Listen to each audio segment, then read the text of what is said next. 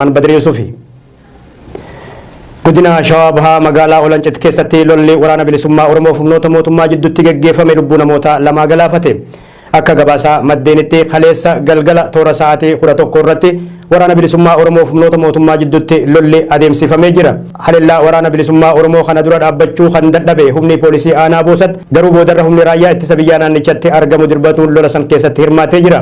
Haleellaa waraanni bilisummaa Oromoo humnoota mootummaa irratti fudhate kanaan gamlameen irra miidhaan lubbuu namarraa gahee ifa ta'uu baatus faallaa kana namoonni lama kan ajjeefamanii fi kanneen biraa lama madaanii jiru jedhame.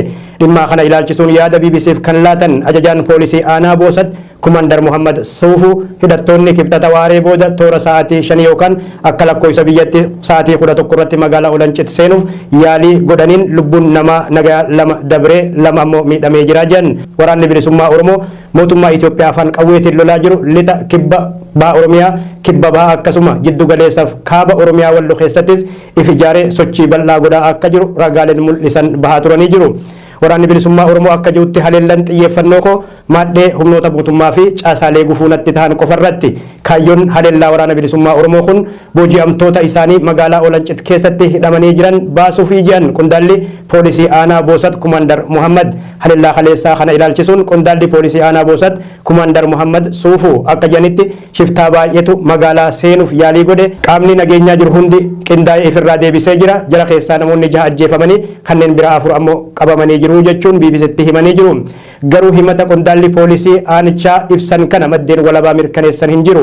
Amma dura waraanni bilisummaa Oromoo kibba Oromiyaa godina Gujii lixaa keessa sosso'u magaalaa Bulee Horaa keessatti haleellaa raawwateen hidhamtoota siyaasaa 480 murtii malee dararamaa turan bilisa baasuun isaa ni yaadatama. Erga mariin araaraa waraana bilisummaa Oromoof mootummaa Itoophiyaa jidduutti Taanzaaniyaa odola Zanzibaaritti gaggeeffamee ture milkiin xumuramuu hanqatee as mootummaa fi waraana bilisummaa Oromoo jidduutti lolli gaggeeffamaa jira. Waraanni bilisummaa Oromoo ibsa caamsaa bara 2023 baaseen marii caamsaa 3 bara 2023 milkii malee xumurameen booda mootummaan Itoophiyaa kallattii hedduun duula waraanaa bal'aan irratti banee jechuun himatee jira.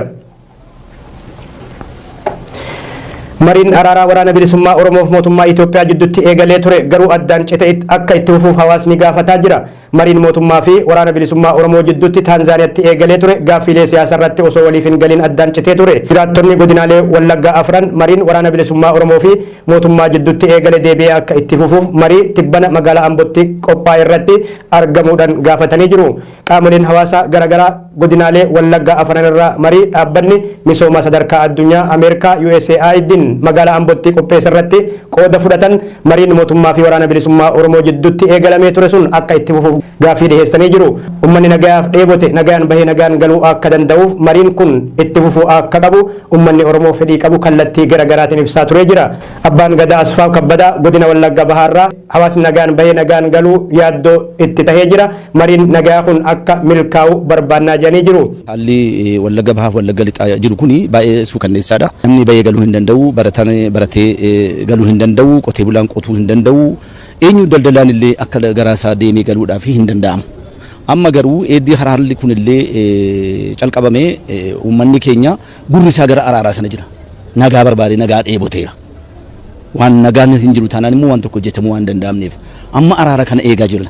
Araara kana cimsinee biyya keenya keessatti akka nagaan gara fuulduraatti bu'uu fi nagaan dhabame akka nagaan jiraate sabni yoo nagaan jiraate malee bahee galuu hin danda'u. Inni baratus barumsa isaa yoo nagaan jiraate malee barachuu hin danda'u. Qotee bulaan illee hundumtuu hojii isaatti bobba'ee hojjetee buluudhaaf waan dadhabameef inni kun immoo dhumaatiin beelaa immoo dhumaatii rasaasaa caalaa isa kanaaf uummanni keenya kun namni immoo jaarsoliin biyyaas hayyoonni kunis immoo kana cal jennee teenyee ilaallonnee araarama mootummaadhaa fi waboo gidduutti jiru kana akka inni itti cimee biyyi keenya nagaa argatuuf barbaada. Nagaa booddeedha hundumtuu kan dhufu nagaadhaaf dursa akka isaan nuu kennan barbaada. Itoophiyaatti itti gaafatamaan misooma sagantaa dhaabbata misooma sadarkaa addunyaa Ameerikaa USAID Nagaa Tasfaayee dhaaba sadarkaa biyyatti waltahiinsi siyaasaa akka jiraatuuf kan hojjetan ta'uu ibsuun sabaa fi sablammoonni Oromiyaa keessa jiran hariiroo walii qabaatanii akka waliin hojjetan gaafatanii jiru. Pirogiraamiin keenya sadarkaa biyyaalessaatti waltahiinsi siyaasaa akka dhufu deeggara. Waltahiinsa siyaasaa sadarkaa Itoophiyaatti akka dhufu deeggaruu keessatti immoo naannootti immoo waan hojjetu qaba. Akka Oromiyaatti xiyyeeffannoon keenya lamadha. Inni jalqabaa Oromiyaa keessatti araarri akka bu'u nagaan akka bu'u deeggaruudha. Inni lammaffaan ammoo waliigaltee biyyaalessaa akka Itoophiyaatti irra gahuu fi sadarkaa Oromiyaatti waliigalteen ta'utu irra jira, walta'iinsi ta'utu irra jira yookaan walta'iinsi sadarkaa Oromiyaatti ta'u, walta'iinsi sadarkaa Itoophiyaatti ta'uuf galtee jabaadha, baay'ee barbaachisaadha jennee amanna. Assumptionii kanarra dhaabbanneeti sadarkaa Oromiyaatti qopheen ta'utu irra jira. Waliigaltee biyyaalessaa keessatti hirmaannaa gahaa yaada Oromoo, fedhii Oromoo, gaaffii Oromoo, Oromoon irratti waliigalee san booda waliigaltee biyyaalessaaf ammoo qophaa'utu irra jira waan jedhu irratti xiyyeeffannee hojjenna. Aanaa Jaardagaa guutuu isaatti uummanni keessaa buqqa'ee akkan taanetti buufata konkolaataa magaalaa Shaambuu keessa jira. Hamma tokko immoo gariin gara qe'eetti deebaniiru. Akka Jaardagaa jaartetti uummanni ammayyuu gara qe'ee isaatti hin deebine. Yeroon kun immoo yerootti waqtii oomishaaleen ittiin faca'udha. Kanaaf immoo hawaasni kun ammas qe'ee isaatti deebi'ee oomisha kana hin facaafatu. Oomishni kun sirriitti lafa ga'u taanaan ammas bara dhufuufis illee beelaaf akka saaxilamnu, rakkoo addaaf illee akka saaxilamnu nu taasisa waan ta'eef uummata kanatti nagaa labsuutu barbaachisa. Nagaa kana immoo uummanni ani maalan barbaada, nagaan anaaf barbaachisa jedhee ofitti fudhachuu qaba. Maayin nun waan kontribuutii gochuu dandeenyu amma maree akkamiitu godhamu turreera. Deebisanii nagaa waaraa gad dhaabuudhaa fi maal gochuun nurra jira ka jedhudha kan irratti mari'anne community irratti dialoogii akkamiitu deemuutu irra jira. Stakeholderiin immoo amma gajjallaatti maal gochuutu irra jira ka jedhu yaada akkasitti kan kaafnee mari'achaa jirru jechuudha. Jilli marii Taanzaaniyaa odola Zaanzibaar keessatti torban lamaaf guyyoota 9f adeemsifamee ture irratti hirmaatanii waliigaltee malee mariin sun xumuramuu isaanii ibsa gaggabaabaa baasanii ibsuun isaanii ni yaadatama. Kan daawwataa jirtan kun oduu Bultuun Broadcasting Service irraa isin bira gahaa jiru. Sirni ijaarsa masaraa mootummaa naannoo Oromiyaa bifa ammayyaan caamsaa 17 bara 2023 roobii irraa ifatti eegale. Pirezidaantiin mootummaa naannoo Oromiyaa obbo Shimallis Abdiisaa sirna ijaarsa masaraa mootummaa naannoo Oromiyaa har'a Finfinneetti eegalame irratti argamuun haasaa godhanii jiru. Ijaarsa mootummaa naannoo Oromiyaa kana turtii ganna lamaa keessatti xumuruuf dhaabbanni Chaayinaa kontiraataa fudhatee jira. Dhaabbatichi yeroo murtaa'e keessatti ijaarsa masaraa mootummaa naannoo Oromiyaa bifa amma suuraa irratti mul'atu kanaan ijaaree xumuruuf waadaa galuu isallee maddeen biyya keessaa gabaasanii jiru. Mootummaan naannoo Oromiyaa waggootan dabran rakkoo hammaataa keessa dhaabbatee dhaloota ijaaruuf hojjetaa turullee obbo Shimallis yaadachiisanii jiru. Fedhiin uummata Oromoo biyya tokkummaan sabaaf sablammootaa keessatti mirkanaa'e ijaaruuf malee olaantummaa qofaa isaa mirkaneeffachuuf mitis ji'an.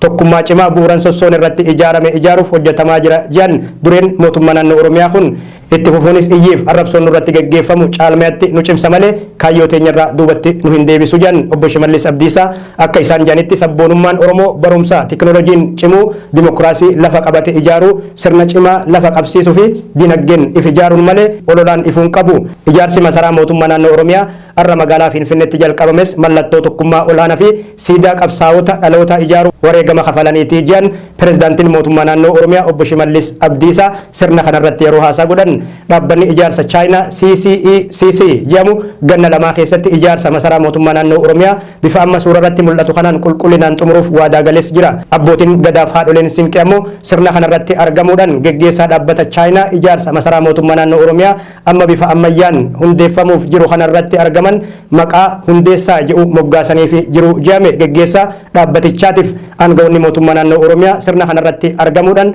masaraa qofa osoo hin taane seenaa uummata Oromoo ijaarras jedhan. Mootummaan naannoo Oromiyaa gaaffii uummata Oromoo deebisuuf xiyyeeffannoo addaan hojjetaa jira kan jedhan itti aanaa pirezidaantii mootummaa naannoo Oromiyaa obbo Awwaluu Abdiiti. Magaalaa Finfinneetti gaaffii aadaa fi seenaa uummata Oromoo deebisuuf hojjetamaa jira kan jedhan aangawoonni naannichaa rakkoo keessa taa'es hegeree Oromoo qajeelchuuf humnaa fi dandeettii qabu hundaan gaaffii uummanni Oromoo waggoota 150 oliif itti wareegamee ture deebisuuf mootummaan naannoo Oromiyaa ni hojjeta jedhan. Masaraan mootummaa naannoo Oromiyaa har'a ijaarsi isaa eegales akkaataa duudhaa aadaa fi seenaa Oromoo naannawa Finfinnee turee fi guutuu Oromiyaa calaqqisuun kan ijaaramu ta'uu obbo Awwaluu Abdii ibsanii jiru. Dabaluunis masaraan ijaaramu masaraa qofa osoo hin taane qaama seenaa Oromoo ijaaruu keessaa isa tokkos jedhan.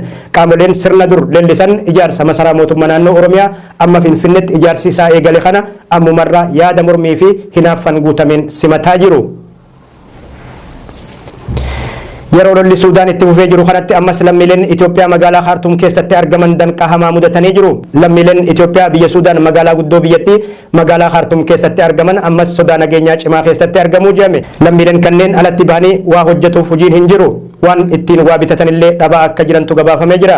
Biyyoonni humna qaban lammiilee isaanii Suudaan keessaa erga baasanii bubbulanis ammas lammiileen Itoophiyaa Suudaan keessatti rakkoo keessatti argaman lakkoofsi isaanii guddaadha.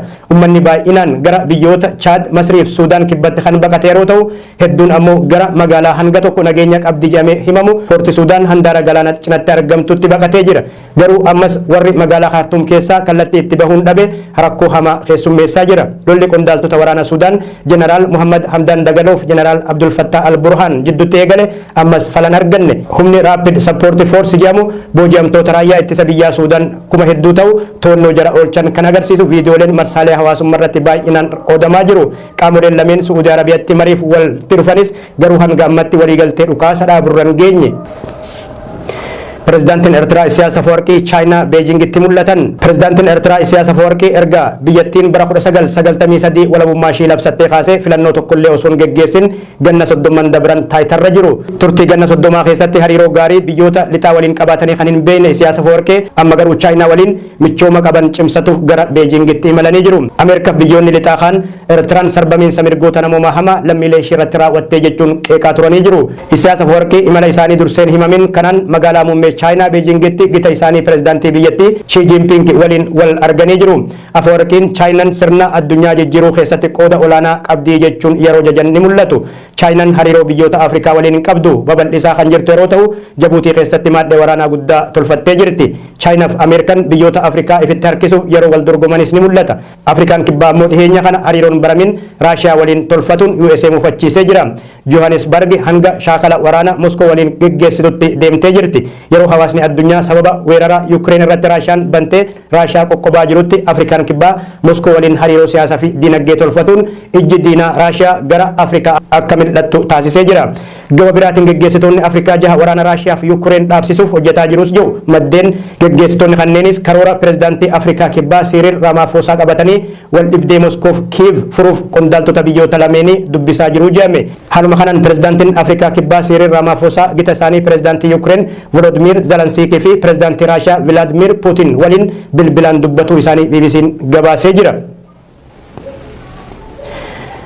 Oduu teenya xumuraatiin taphni xumuraa Champions League Awurooppaa bara kana kilaboota Xaaliyaan lama walitti fide injifannoo Inter Miilaaniin xumurame.